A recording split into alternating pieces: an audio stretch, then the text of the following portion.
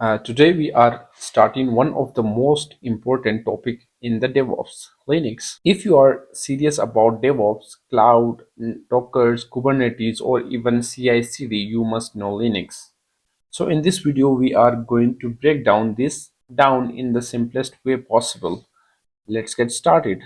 Things first, why do we need Linux? Well, almost every server in the world run on Linux. Docker containers run Linux. Kubernetes node need Linux. Cloud platforms like AWS and GCP most likely Linux under the hood. Basically, if you are a DevOps engineer, Linux is your daily home. Now let's understand what Linux actually is. Linux is a super powerful open source operating system.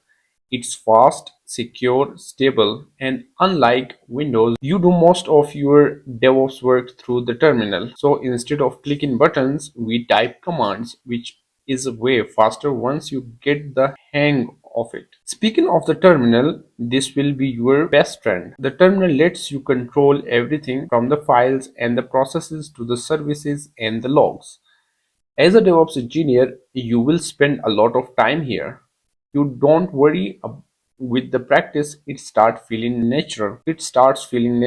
All right, let's start with some basic navigations. These commands help you move around the Linux file system. ls shows you what's inside a folder. cd lets you jump into a directory. pwd tells you where you are. mkdir creates folders and the rm deletes them. These are the commands you will use every single day. Next up, file management. Want to create a file, use touch. Want to see what's inside it, use git command. To edit a file, you will use editor like Nano or Vim. You can also copy files using the cp or the rename them using mv. Once you master these commands, working in the Linux becomes super easy. Linux is very strict about who can do what. Every file has permissions: read, write, and execute. You will use chmod command to change permissions and chown to change who owns the file. This is especially important in the DevOps because pipelines, scripts, and the deployments often fail due to wrong permissions. Sometimes something crashes or eats too much memory and you need to see what's going on.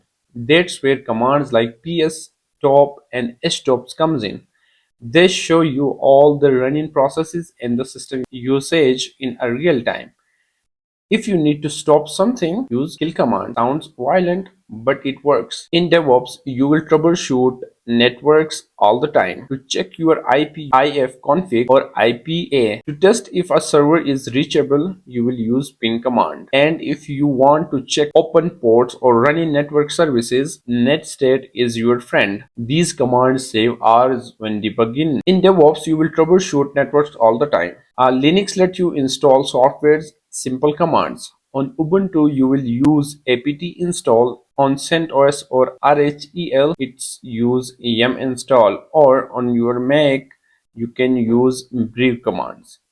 This is how you install things like a Docker, Nginx, Git, basically everything a DevOps engineer needs. Logs are where the answers are hidden. Whenever something breaks, the first thing you check is logs. All logs are stored in /var/log. You will use command like tail-f to watch logs live. This helps you to find errors within seconds. Environment variables are super important in DevOps. They store things like API keys, configuration values, and the secrets. You can set them using export var equals to value or view them using env. You will see these everywhere. Docker, CI/CD, Kubernetes all uses environment variables. Once you learn commands, the next step is automation. Shell script helps you to combine multiple commands in one file. These scripts are used for deployments, backups, monitoring, and everything. If DevOps had superpower, Shell script is definitely one of them. Here are some quick tips that will help you Linux life easier. Use tab for autocomplete, save time. Use history to repeat old commands. Use AND operator twice to run multiple commands together, and redirect output using greater than or double greater than, very handy in pipelines. So let's recap.